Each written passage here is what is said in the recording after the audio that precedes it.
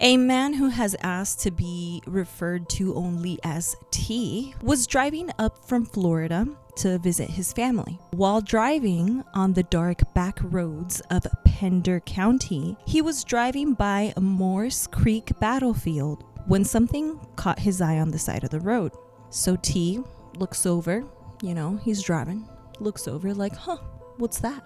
And T says he saw what looked like a man standing on the side of the road wearing clothing that appeared to look like a Civil War uniform. This man looked to be badly injured.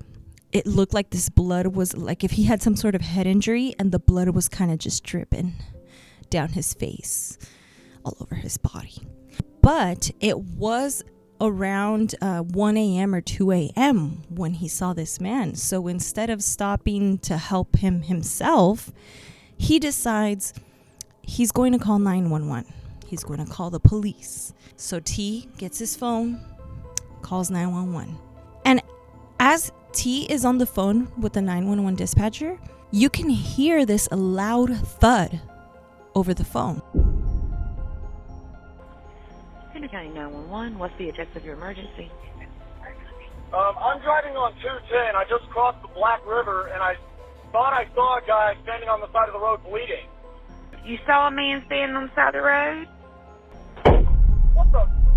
What was that, sir? T also claims that when he heard this loud thud, the back of his truck bounced down like a lowrider, right? As if something had landed on his truck. Then T hears loud banging on the top of his truck, like if something or someone were trying to get in. So T turns on the light to the bed of his truck, and then he looks up at the rearview mirror, and what he saw terrified him.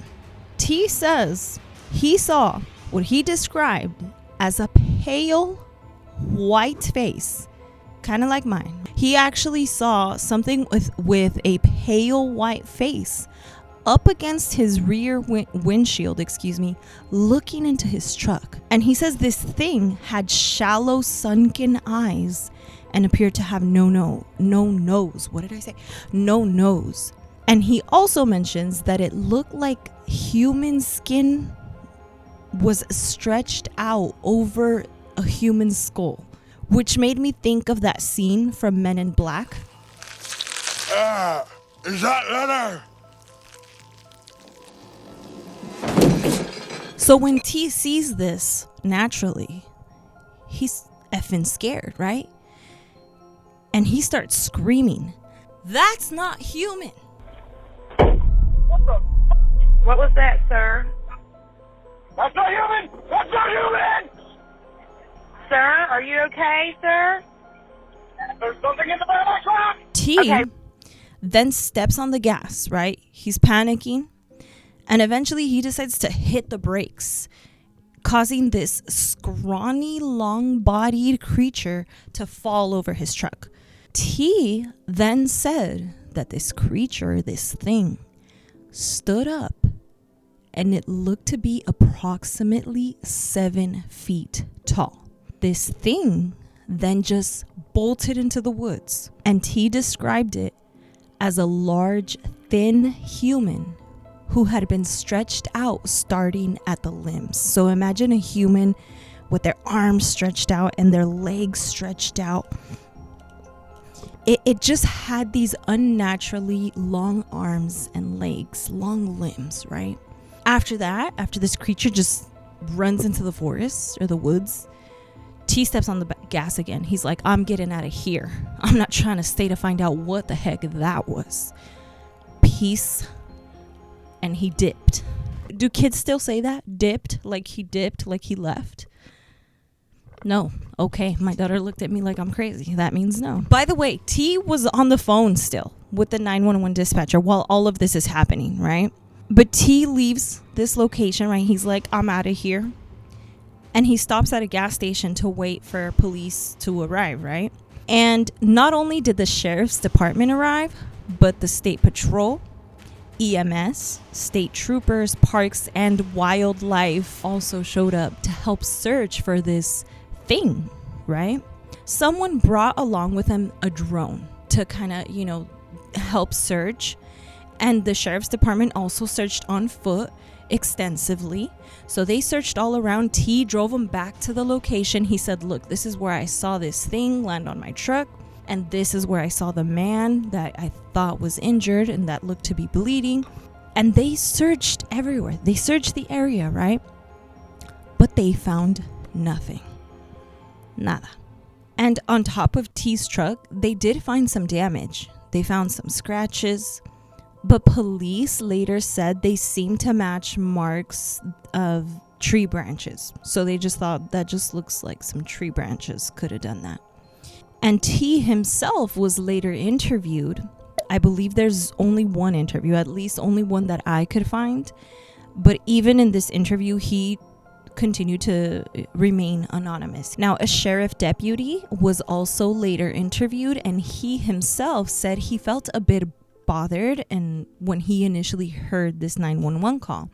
And he also says that he's not sure exactly what T saw that night, but he stated that T looked genuinely terrified when they spoke to him. This 911 call is very real, but everyone kind of seems to come to different conclusions regarding what T really saw. Some believe that T really did see some sort of creature or maybe even a possible skinwalker. And people have even gone as far as to claim that this skinwalker had actually appeared as the initial injured person or that man that he had seen standing on the side of the road in order to lure him or to get him to stop and pull over. Now, others believe, the skeptics, right, that it may just have been his mind playing tricks on him since it was very dark at the time. And some have said that this could have even been someone possibly pranking him. But something that we should keep in mind, that I want you to keep in mind, T was driving at about 55 to 60 miles per hour at the time when this creature, this thing landed on his truck. So whatever this was had to be fast enough to catch up to T and jump or fall onto his truck. We may never really know what T really saw, but he says that he never wants to see that again. In the end, there's no physical evidence to confirm what T saw. There was no suspect found, no animal or creature, and not really any clear explanation, only this terrifying phone call that is real, and a story that pretty much remains unsolved.